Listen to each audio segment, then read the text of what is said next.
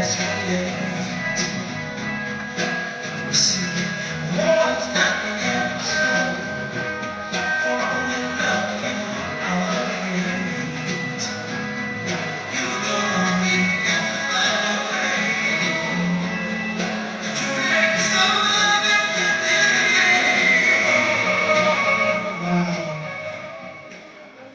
song means something. That was Marvin Gaye. That song was ahead of its time. It's talking about too many mothers are crying, too many fathers, young men are dying.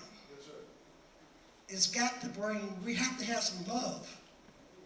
We have lost love and respect for one another. We're going to bring to the stage our next guest from our campus, our chief of police. We're going to bring Chief Porty to the stage. Also, Dr. McDaniels is coming to the stage. Let us welcome them to the stage.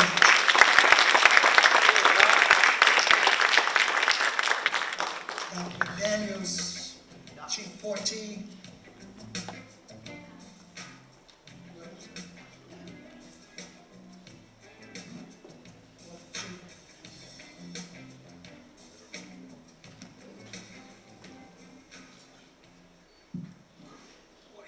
I tell you, we want to thank you for taking your time out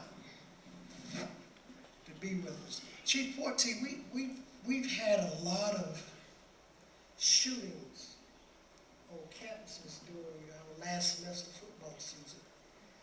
What are you putting in place? What can we do to kind of stop that problem from happening on our campuses? Well, the thing with me here, for especially at Benedict College and for our students, I think that being aware of what's going on your campus is essential. I always say that the protection and the safety of this campus is a shared responsibility. We got between 19 and 2,000 students at any given time, visitors, guests, and only 13 or so police officers, so, we can't do it alone. So when I say shared responsibility, that means that it takes all of us as a campus to ensure that we're safe. My officers can observe, and they can see, but they can't see and observe everything. So what we want to do and what we try to preach to do is that if you see something, you have to say something. I think that helps us all out in the long run. Most of the times, we fall back, and I know that some of our young people will not want to get involved in something they feel like they don't want to get involved in. That ain't got nothing to do with me. Well, if you're on this campus, it has everything to do with you, because that keeps us safe. That keeps us protected. When you see something that doesn't belong, and to say for Benedict College, for our students, we've done very well. We get calls if they see something that's out of place. We get calls if they see someone that doesn't belong here. Shared responsibility and communication is the key for us. And we have those avenues that they can contact us without even us knowing who they are. We have our emergency alert system that can notify us if you want to make an announcement or make an observation of something that's going on you want to tell us without us knowing. We have our online reporting system that does the same thing. So in order for us to stay safe on this campus, we can't just allow things to pass us by. And I implore all our students that if they see something that is out of place, even if it doesn't look right, if it looks wrong, then let us know, because that's what we do. That's what we're charged to do. And I think that's the main thing in trying to keep any campus safe: shared responsibility and communication. That's great, because I noticed being on the marching band here at Benedict and going to different campuses, I see that you hear about the shootings, and most of these shootings that occur, they're not the students. They're people that come out of the neighborhoods, people that just don't belong there, just come looking for trouble. So is there a way that cars that come on the campuses for these football games and other venues, is it a way that cars can be searched before they come on the campus or come Yeah. into the stadium? Well, we can't search them just, you know, off the cuff. We have to have a reason to do that. But you know, we have avenues of trying to keep especially our main campus safe. You know, our decal system works for some. You know, some don't want to get it, but I mean, that's how we try to make sure that we know who's on campus, who's not on campus. For our games, you know, you got visitors from all over the place that visit, and you know, we're not able to look in people's cars, but you know, with the amount of law enforcement present that we do get, not with just our officers, but we do implore the help of our local agencies, Richland County and SLED. With the amount of the presence that we got, you know, hopefully that's enough to deter anything that may happen.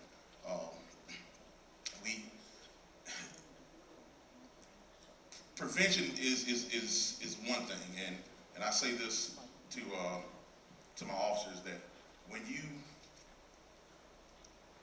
just let something just pass by you and not say something about it, then it makes our campus open to those dangers and those things that possibly could happen. So, like I said, if we're able to stop something before it happens, that doesn't just fall on us, it falls on our campus family, it falls on our campus community as well. Because if you tell us, then we can stop whatever's going on. Okay. Dr. McDaniels. I'd like to add to that question real quick, because although we're focusing on, your question was focused on campus safety. As a retired investigator over major crimes, once I became sergeant over major crimes here in Richland County, I then noticed we had a trend of shooting incidents in Columbia. And of course there were always certain names, right? And we all know that when it comes to the stats, they talk about 10% of the population are generally the people who actually commit the crime. And so as an investigator, I charge my investigators with the responsibility of building relationships beyond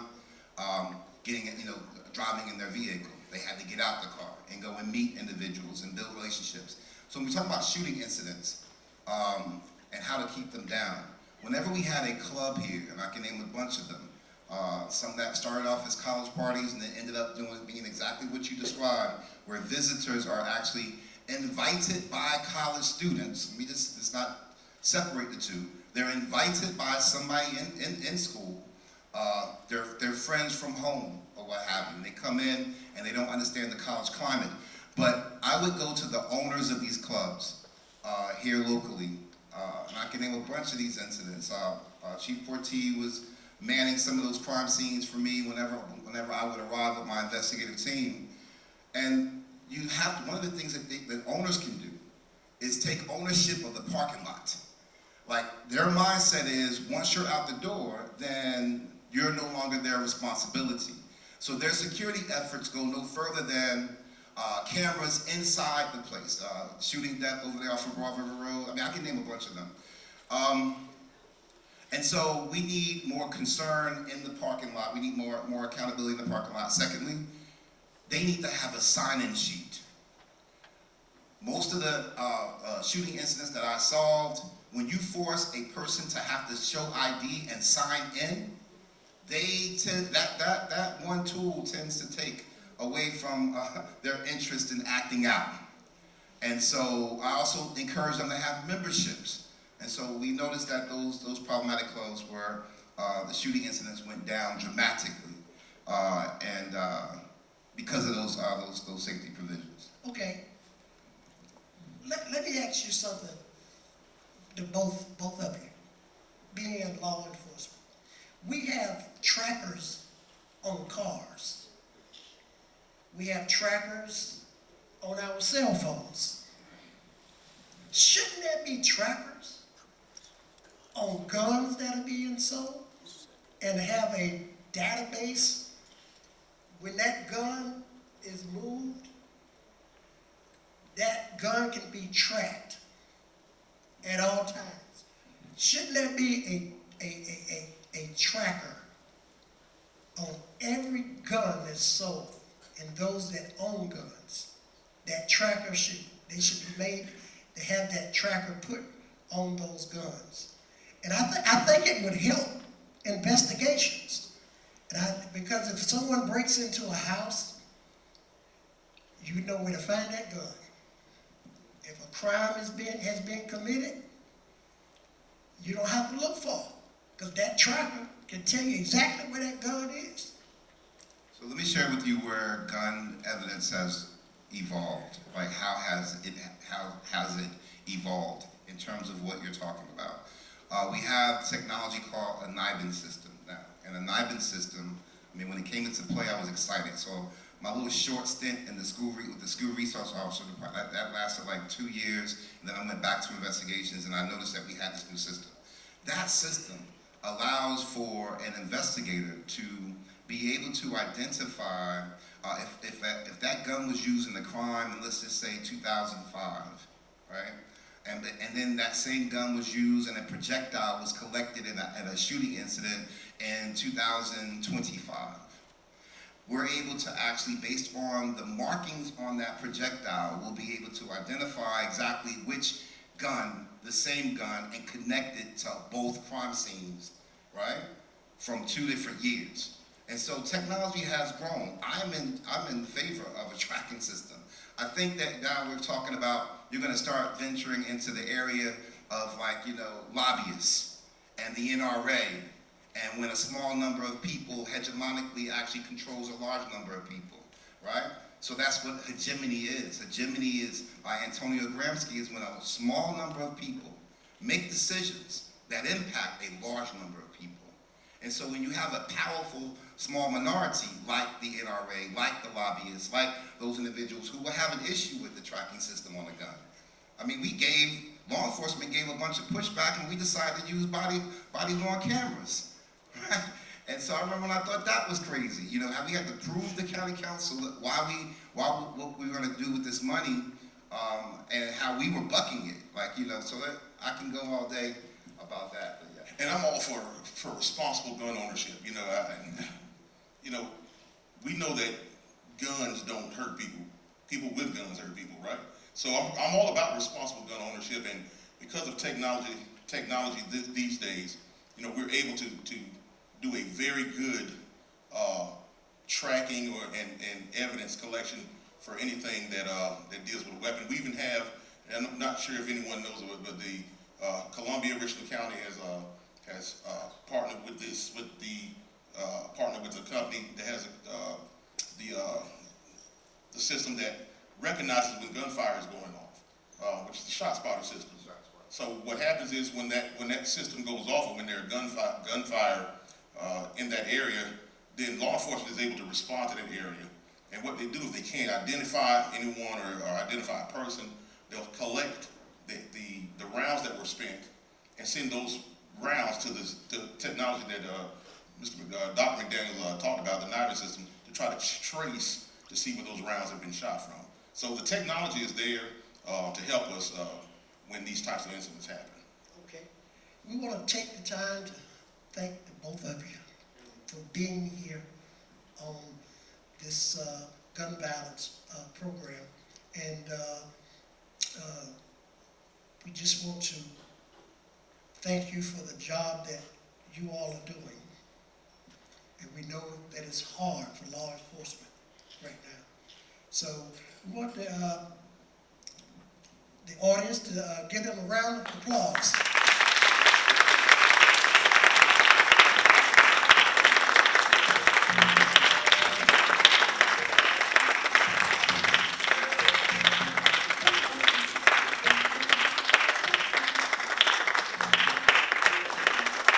I have a scenario for you.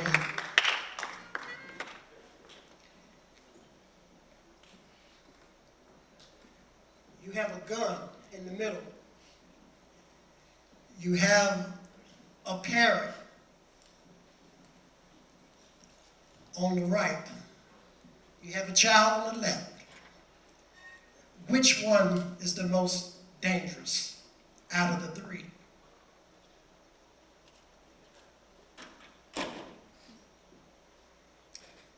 The gun will stay there. It won't move. It won't bother anybody. That child is interested in how that gun works. So the parent is the most dangerous one, because it's the parent's responsibility. If you have a gun in the house, you teach that child and you make sure that gun is put away. I'm going to step away now, and Melly Mel, take us to a commercial. We're going to leave you with a video of our former president, Barack Obama.